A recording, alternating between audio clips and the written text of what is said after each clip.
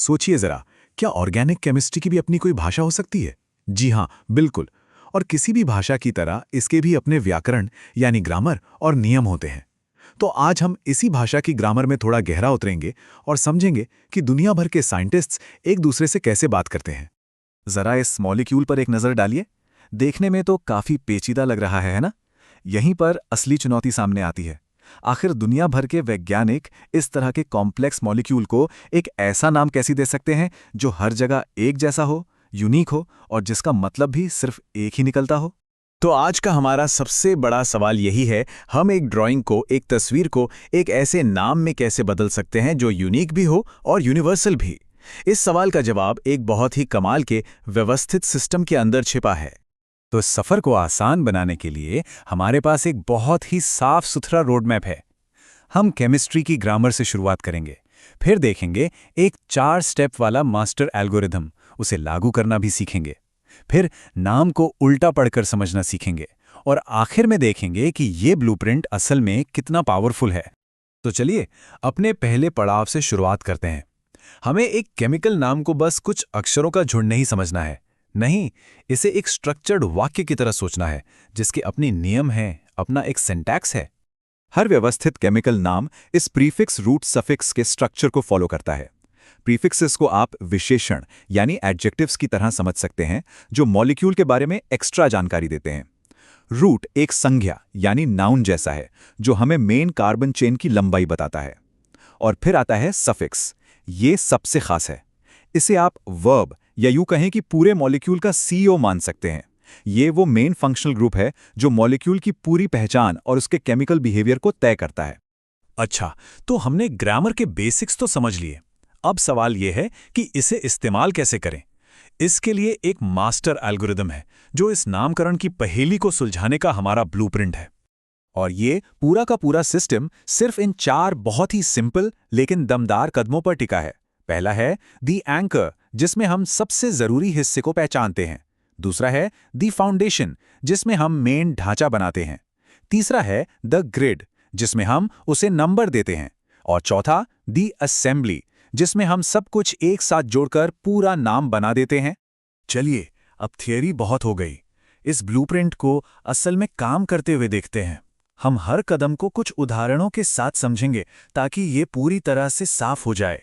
हमारा सबसे पहला और सबसे जरूरी काम है एंकर को ढूंढना। इसका सीधा सा मतलब है मॉलिक्यूल में मौजूद सबसे जरूरी, सबसे ऊंची प्राथमिकता वाले फंक्शनल ग्रुप को पहचानना। यही ग्रुप हमारे नाम का सफिक्स बनेगा, हमारे नाम का सीईओ। लेकिन भाई, ये कैसे पता चलेगा कि कौन सा ग्रुप सबसे जरूरी है? क्या इसका कोई नियम है? बिल्कुल है। केमिस्ट्स इसके लिए इस्तेमाल करते हैं इस प्रायोरिटी स्टेयरकेस का, यानी प्राथमिकता की सीढ़ी। ये सीढ़ी ग्रुप्स को सबसे ज्यादा प्राथमिकता वाले से लेकर सबसे कम तक रैंक करती है। ये हायरार्की बहुत जरूरी है। ये किसी भी तरह के कंफ्यूजन को जड़ से खत्म कर देती है। जो ग्रुप इस सीढ़ी में सबसे ऊपर होगा वही बॉस बनेगा और सफिक्स कहलाएगा। अब इस स्लाइड में एक बहुत ही मजेदार बात सामने आती है। देखिए, एक ही फंक्शनल ग्रुप का नाम उसकी भूमिका के हिसाब से बदल जाता है। जैसे एक अल्कोहल ग्रुप यानी -OH जब मेन ग्रुप यानी बॉस होता है तो सफिक्स के तौर पर उसे ऑल कहा जाता है। लेकिन अगर उससे भी ज्यादा प्राथमिकता वाला कोई ग्रुप मौजूद हो तो यही अल्कोहल ग्रुप एक सबऑर्डिनेट यानी सहायक बन जाता है और प्रीफिक्स के रूप में हाइड्रोक्सी कहलाता है ना? कमाल का सिस्टम। ठीक है, एंकर मिल गया। अब अगले 2 कदम साथ साथ चलते हैं, फाउंडेशन और ग्रिड। हमें सबसे लंबी कार्बन चेन ढूंढनी है जिसमें हमारा मेन फंक्शनल ग्रुप यानी एंकर शामिल हो, और फिर उसे सही तरीके से नंबर देना है। और सही तरीके से नंबर देने का एक गोल्डन रूल है, लोवेस्ट लोकेंट रूल। यहां लोकेंट का सीधा सा मतलब है एड्रेस या पता।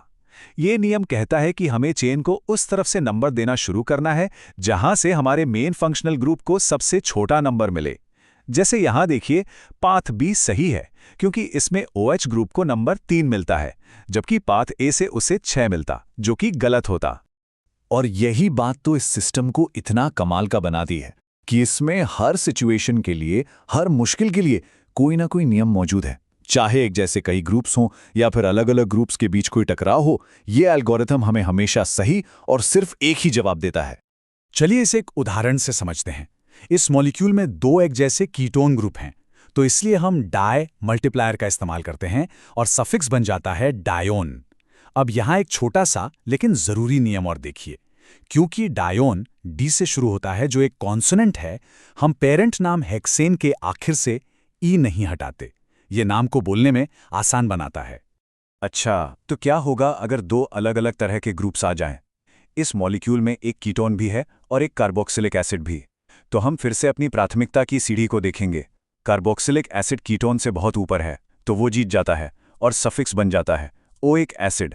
बेचारा कीटोन, अब वो सबऑर्डिनेट बन गया और उसे प्रीफिक्स के रूप में ऑक्सो कहा जाता है। ये सिस्टम हमेशा काम करता है।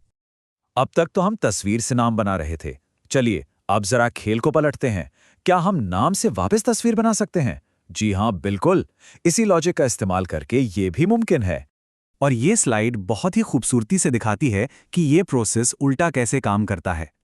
सबसे ज़रूरी बात जो याद रखनी है, मॉलिक्यूल हमेशा नाम में दाईं से बाईं तरफ बनाया जाता है। पहले सफिक्स यानी एंकर को पहचानिए, फिर रूट यानी फाउंडेशन चेन बनाइए और आखिर में सारे प्रीफिक्सेस यानी सहायक ग्रुप्स को उनकी सही जगहों पर जोड़ दीजिए। तो अब हम इस पूरी चर्चा के आखिर में आ गए हैं। चलिए इस पूरे सिस्टम के सबसे ज़रूरी आइडिया को एक बार फिर से पक्का करते हैं और समझते हैं कि ये इतना ज़रूरी क्यों है। इस पूरी कहानी का सार इस एक लाइन में छिपा है। मॉलिक्यूल का स्ट्रक्चर प्राथमिकता तय करता है। वो प्राथमिकता नाम के सिंटैक्स यानी व्याकरण को तय करती है और वही व्याकरण उस मॉलिक्यूल का ब्लूप्रिंट बन जाता है। ये विज्ञान में लॉजिक और खूबसूरती का एक बेहतरीन उदाहरण है। और ये बात इस स्लाइड में एकदम क्रिस्टल क्लियर हो जाती है। जरा इन 2 मॉलिक्यूल्स को देखिए।